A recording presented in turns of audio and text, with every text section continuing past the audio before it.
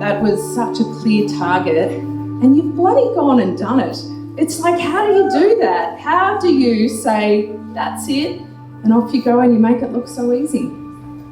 A lot of VO2 efforts, for sure. You keep that. I'm going to just speak loudly. I'll let Jay have the mic. A lot of VO2 efforts. Ha! So, you are a big power numbers man. Have you downloaded your files from today? I think I put this right on Strava, but I haven't had a chance to look at it. I've been at anti-doping for the last 2.5 hours, it feels like. So, yeah. There's a bit of a queue in front of me. Yeah, it's a lot of fun, isn't it? This is your first tour down under. It's a successful one so far. What's the mindset coming into something like this? You're with a brand new team. It's a bit of a different experience for you racing in Australia because all eyes are on you after your incredible success at the Vuelta last year. So have you come in feeling any pressure, or have you just thought, I've achieved a lot, I've won the National Time Trial Championships last week, no pressure? Well, like you said, I did the National Time Trial Championships, but my road race didn't go sort of the way we envisioned, and getting dropped before Caleb Ewan on Mount Buninyong wasn't part of the plan.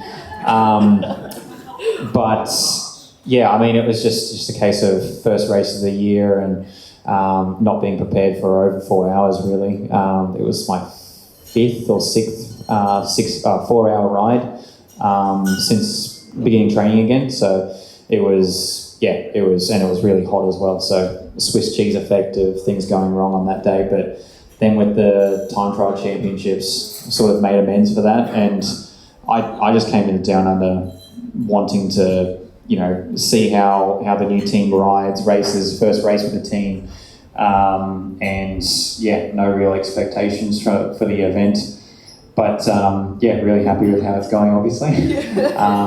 The three best climbers in the race have now emerged on the steep slopes of the Corkscrew, and they are almost now at the summit, just around this corner. Jay Vine, he'll be looking to take maximum points in the FX King of the Mountains competition, and that he does. Yates over second, then it's Bilbao. Yeah, if I could do one thing during the race, it was the Corkscrew stage. Like, it was going to be key for the GC, and yeah, the team obviously had me working yesterday as well because there's no days off in cycling. For the biggest advantage over the rest he can get. And this is going to be one of his big victories for Jay Vine. He's a pretty new rider on the block on our television screens, despite his 2 wins in the Tour of Spain last year. But look at the finish here by Bilbao. It's really produced the goods, and Yates is going for Bilbao.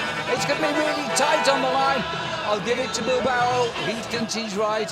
Yates. Yeah, really happy to be able to put that performance out on the Corkscrew, because it's not just the climb at the end of the day, it's everything before that. I didn't really have to do anything because the team took care of all the wind and bottles and food and feeding and positioning all the way into that climb. And then on the climb as well, we had 2 pretty top class riders doing lead outs for me, so it was pretty awesome.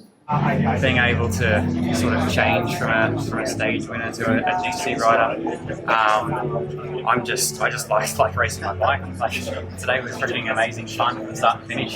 The team's really strong as well. That sort of helps with a lot of problems.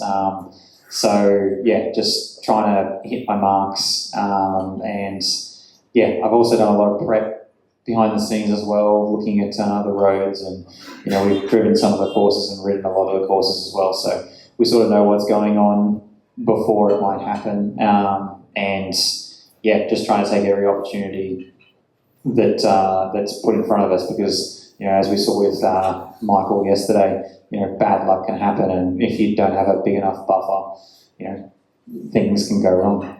George swore to us today that nothing happens on Checker Hill. It's just going to be easy. Nothing will happen until after that, until Gorges Road, and it just felt like we were racing all day.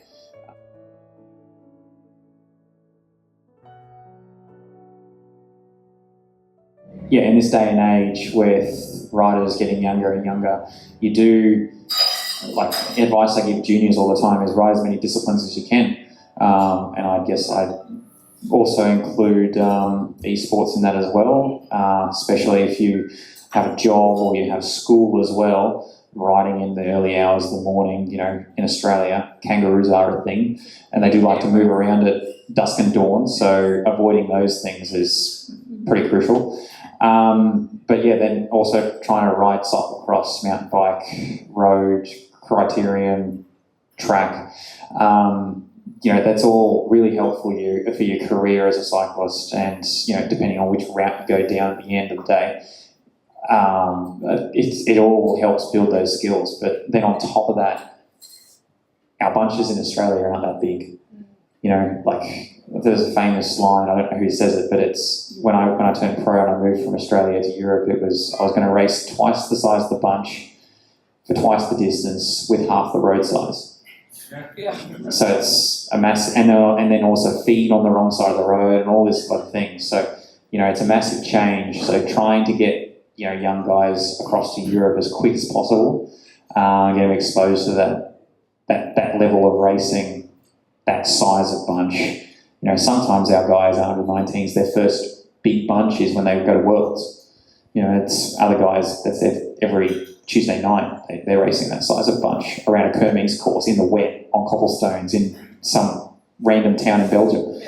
So, yeah, they've got a bit of an advantage there. I guess it's no secret I want to try and change from a stage hunter to a GC rider, and I believe they've got the best GC rider in the world on their team.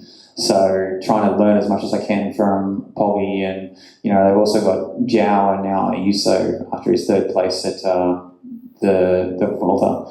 You know, there's so much knowledge, and they've got 3 GC world-class athletes on the team. Something's obviously going right for them. So trying to, you know, get some of that magic in my legs is definitely something I was looking for. And, you know, from everything I've experienced so far, it's just like a massive big family. You know, very international, very, you know, supportive, cooperative, and no one looks down on you regardless of your status in the team or your paycheck or anything like that. So tomorrow is really tricky with all the corners around Wollonga. I'd like to take a left turn out of the city and go up, but you know, alas, that's not part of the race. And I probably won't actually ride Wollonga Hill whilst I'm in Australia, so that'll still be off my bucket list. And then Mount Lofty, but it should be for the sprinters.